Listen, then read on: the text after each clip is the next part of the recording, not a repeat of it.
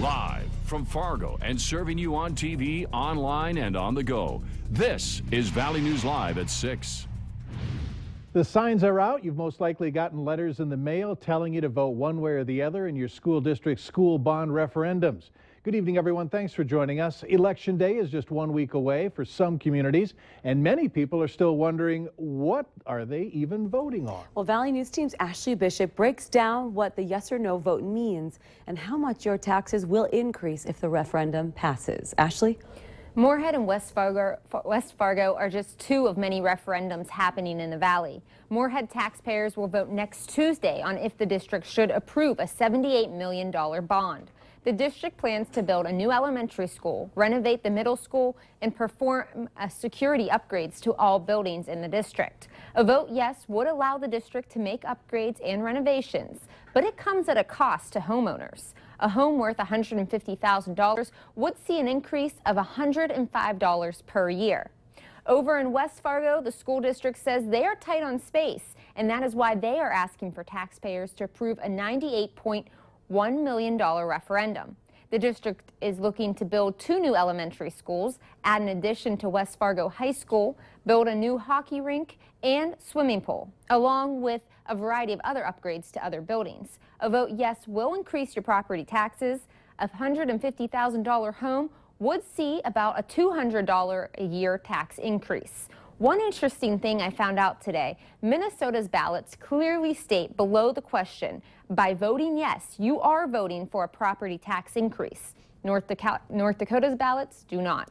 All right, Ashley, thank you. To see other referendum breakdowns in the Valley, click on this story on valleynewslive.com. If you need absentee ballot for Moorhead's referendum, you have 1 week to request that application. Another plane crash hoax to tell you about, the latest happening just minutes ago. Someone called to report that a plane had gone down at the Moorhead Airport. Police have responded. They report that a small plane had landed safely, and that was it. Over the weekend, there was a false report of a plane crash in Clay County. Searchers looked in an area between Sabin and Barnesville for just under an hour and found nothing. We found sunny skies out there today, but some parts of the valley could soon be seeing rain and even some... I'm not saying it. Let's head over to Robert. He gets paid for that. Robert? Yeah, parts of the area could see some of the white stuff before all is said and done late Wednesday afternoon into Wednesday night. More on that here in just a few minutes. Right now, with increasing clouds across the area, temperatures a mix of some 40s and some 50s. 43 in Langdon, 46 Bemidji and Detroit Lakes. It's 51 here in Fargo. There are the clouds continuing to increase from southwest to northeast. Underneath those clouds, we do have some rain showing up. Some of that not quite yet reaching the ground, but where you see the darker colors and the brighter colors are seeing a few showers. The best chance for some showers as we head through this evening along and west of the Red River. That includes here in the Fargo area later on this evening. By the 9 o'clock hour, I think we'll see some sprinkles around and temperatures in the 40s. It is Winter Weather Awareness Week in North Dakota. Today's topic, winter terms. Winter storm warning means life-threatening conditions imminent. A watch possible storm. Review your plans, stay informed. And a winter weather advisory means some inconvenient weather and use caution. Don't think we'll see any of those this week, but as Mike mentioned, we do have a risk for some snow over parts of the valley, and we'll have the details on that. I didn't mention it. You mentioned it. In a few minutes. I did mention it. All right. Thanks, Robert. Yep. We have a Valley News Live exclusive for you now. There was an unusual outdoor meth lab bust in Erskine, Minnesota this weekend. However, at this point, it's still not known whether it resulted in any arrests or if authorities are still looking for suspects connected to the meth lab. Now, it was located in the backyard of this home, but the homeowner is not involved. The actual meth lab was located outdoors in a small grove of trees. The fire department was called to the scene at 3 on Saturday afternoon. The assistant fire chief says the meth lab was so poorly constructed that law enforcement was worried about an explosion or fire. They were dismantling and confiscating it. This basically wanted some personnel and a pumper truck in case things went bad with disarming the lab. Okay. What, a lot of volatile chemicals in there? There were some volatile chemicals. What they were, I'm not really sure. Okay. We stayed a ways back just with a charge line to make sure that if things did go bad, we could protect the officers. At this point, the drug task force isn't talking, and Polk County jail records, at least for the weekend, didn't show any arrests for meth. So it's not known if authorities are still trying to round up suspects in this case. A man is facing charges after allegedly threatening people with a handgun at a home in West Fargo. Investigators say the incident started just after noon yesterday at the 1500 block of 14th Avenue East in West Fargo. The man took off before officers arrived. They then arrested James Samuel at his home in South Fargo. Samuel's facing charges of terrorizing and aggravated assault. Police say they did recover the gun that was used and no shots were fired. A woman has been charged with taking a child she didn't have custody of across state lines. Police say 34-year-old Emily Wallen took 3-year-old Andrew Wallen without permission of the custodial parent just after 6 o'clock Saturday night. The event prompted Fargo police to issue a rare Amber Alert for the missing child. Moorhead police say that they found the child unharmed during a traffic stop and returned him to his father. Bemidji police are saying that they need your help locating this missing woman. Rose Downwind was last seen by family on Monday, October 19th at Target in Bemidji. If you have any information about Downwind's location, call Bemidji police at the number on your screen. Grand Forks County Sheriff's Office is warning the community today of another phone scam that is sweeping the valley. The Sheriff's Office received 2 different reports in which the caller identified himself as an electrical power technician. And if they did not provide payment within 45 minutes, power to their residence would be turned off.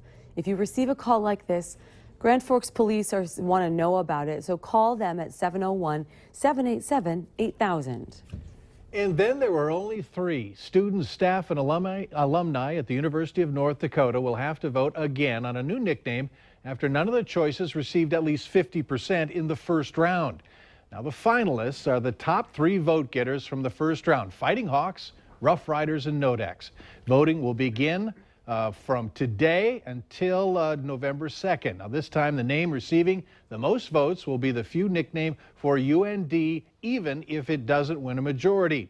Originally, the university said only the top 2 names would move in if a runoff was needed, but President Robert Kelly added in Nodax because voting was so close. Voting will once again take place online. An email with a link will be sent out to the eligible voters early next Monday morning. 2 Ohio lawmakers are taking a closer look at America's charter schools. Valley News Live's Washington correspondent Kelly Meyer finds out why they think certain schools are misspending your taxpayer dollars. Senator Sherrod Brown and Congressman Tim Ryan believe certain charter schools in Ohio are not only misspending taxpayer dollars, but also falsifying data. And they want these charter schools to be held accountable. In a letter, they called on the U.S. Department of Education to strengthen accountability and transparency for Ohio's charter schools. Senator Brown introduced legislation in the Senate, and just last week, Congressman Ryan introduced his in the House. They say their legislation would increase the community involvement in Ohio's charter schools and help ensure a high-quality education for every child. We feel with a little more transparency, a little more public disclosure, independent financial audits, will be able to better regulate these charter schools and give the taxpayers their money's worth. When you make money off of students, put that money in your pocket and don't serve those students well, it's a scandal. They say this problem isn't unique to Ohio. It's something they're seeing in charter schools across the nation. They also say the people it's hurting most are the children. Reporting in Washington, I'm Kelly Meyer. Now, our Washington correspondent reached out to the Department of Education for their response to the lawmakers' letters, but has yet to hear back. Fargo police are saying goodbye to their mobile app after its developer stopped supporting it. The app will be discontinued on November 1st, and police say at this time there are no plans for a replacement. The app had many features, including crime mapping and anonymous tip submissions. You can still access those features online. Just head to valleynewslive.com and click on this story. Blind Joe is back at it again tonight on NBC's hit show The Voice.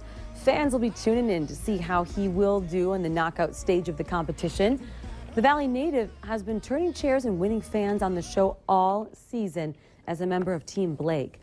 The Voice knockout round featuring Blind Joe airs from 7 till 9 p.m. on KVLY. That's tonight.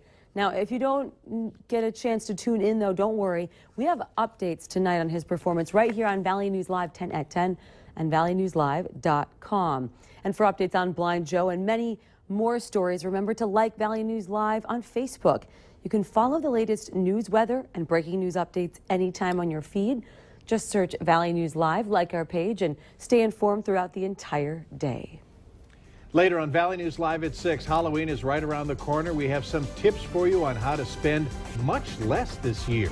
The first of two systems that will be affecting us over the next several days. Moving on into the valley, we'll see some clouds, some colder air, some rain, and even some snow over parts of the valley as we head through the week. All of your forecast details on the messy weather coming up right after this.